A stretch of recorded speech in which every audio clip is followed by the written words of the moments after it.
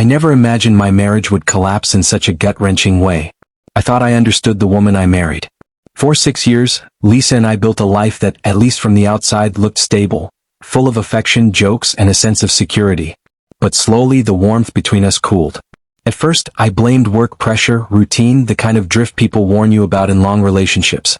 She became distant. Her phone practically lived in her hand. She started guarding her screen like it held state secrets. Late nights out became normal. Excuses multiplied. And whenever I questioned it, gently, she'd laugh it off, call me paranoid, and move on. Still, something gnawed at me. A whisper of doubt I tried to bury. But the signs only grew louder. The sudden obsession with the gym, even though exercise had never interested her. The unexplained cologne scent on her clothes the night she visited her sister. The private smiles at messages I never got to see. Everything snapped into place one Friday evening. She told me, again, that she was spending the night with her sister. My instincts told me not to swallow that lie anymore.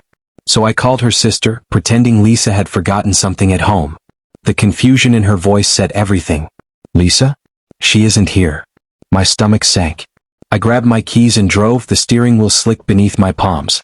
I had no real plan, just a burning need for answers. Then I remembered her gym bag sitting untouched in the trunk of her car. If she truly went to the gym so often, why was her bag here? I headed to the gym she often mentioned. Her car was in the parking lot, but she wasn't inside. I scanned the surroundings, and that's when I saw her. My wife. Slipping into a high-end hotel across the street, walking confidently beside a man I'd never seen before. The sight blurred my vision. Anger, betrayal, disbelief, they all hit at once. I could have stormed inside, caused a scene, demanded explanations. But I needed more than confrontation. I needed the truth. The whole truth. So I waited. 2 hours later they emerged.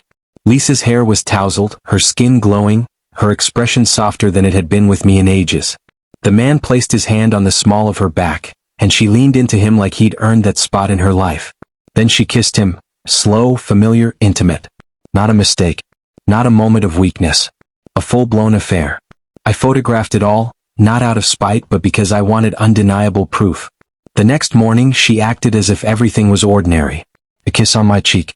Fresh coffee brewing. A cheerful hum while she moved around the kitchen. It almost made me sick.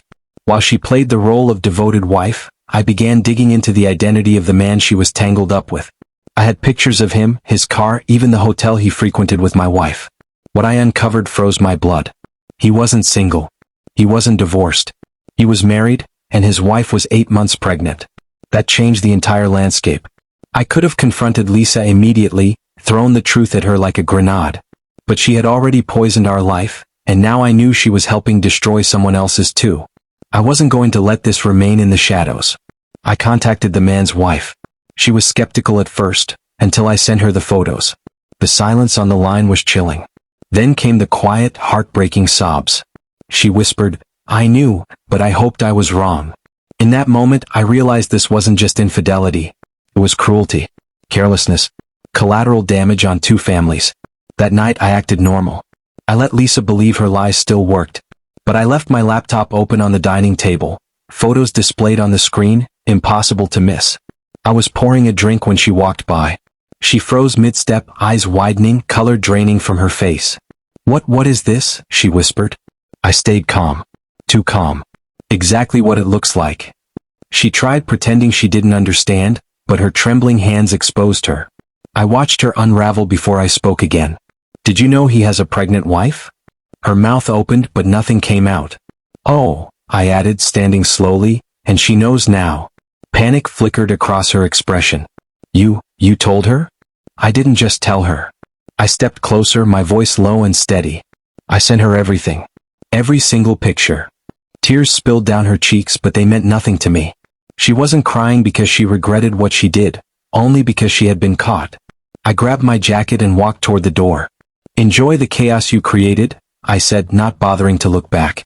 And just like that, I left her standing there, speechless, shaking, and finally facing the destruction she'd been hiding behind lies.